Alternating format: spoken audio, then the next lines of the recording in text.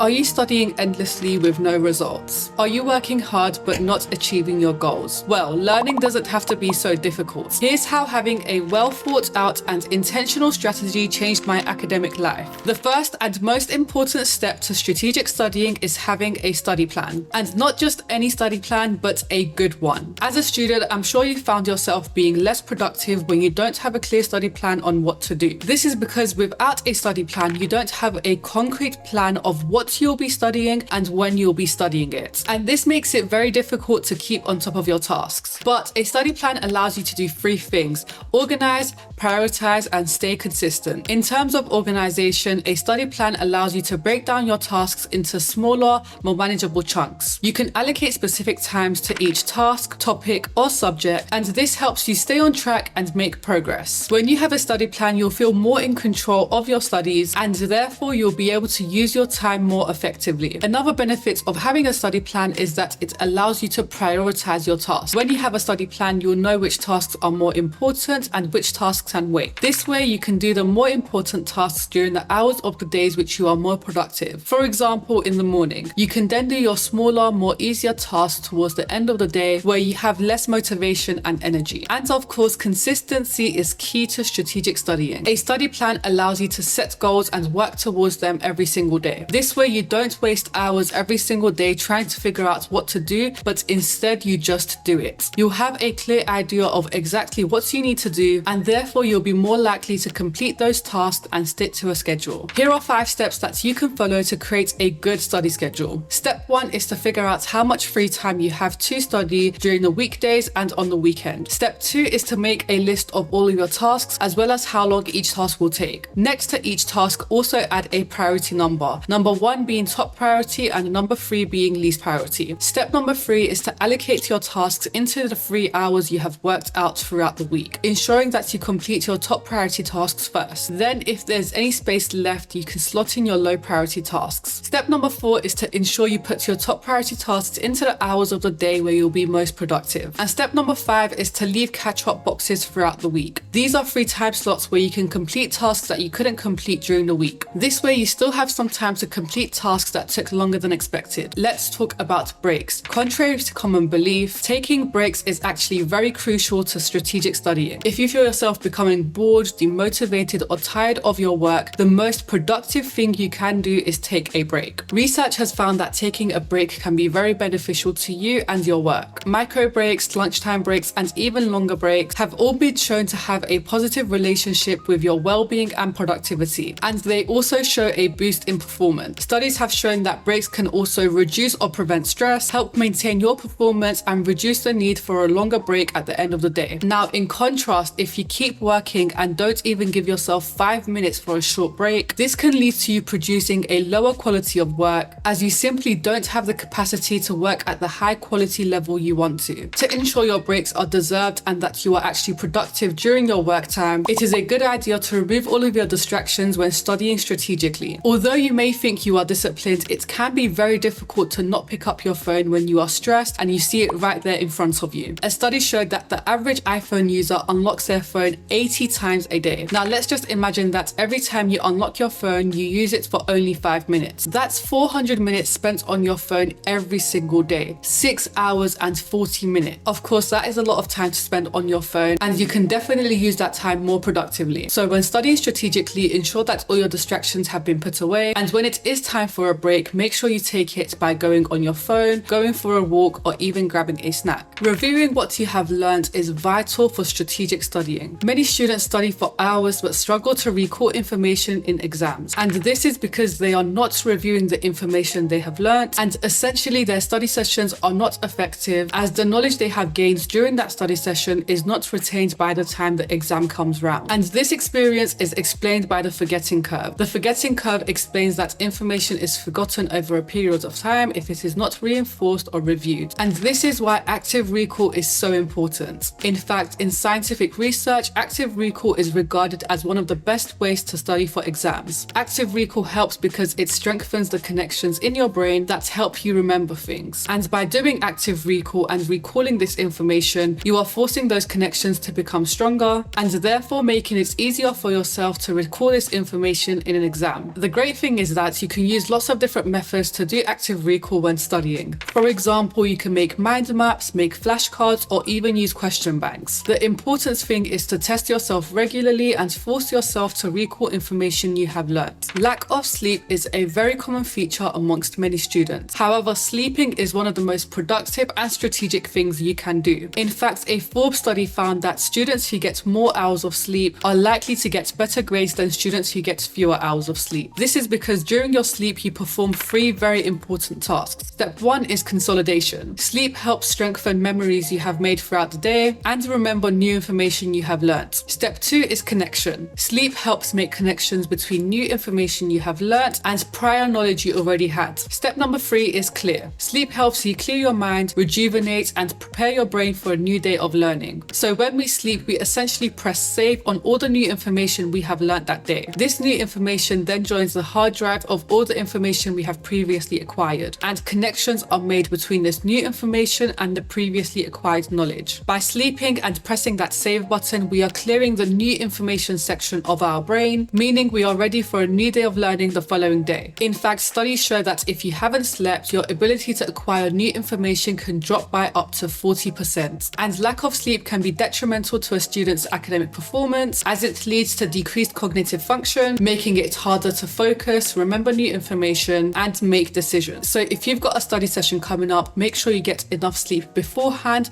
and after as well. If you want to find out more about how to stay motivated and productive, make sure you check out this video. I hope you all enjoyed this video. If you did, make sure to like, comment, and subscribe, and I'll see you in a new video next time. Bye!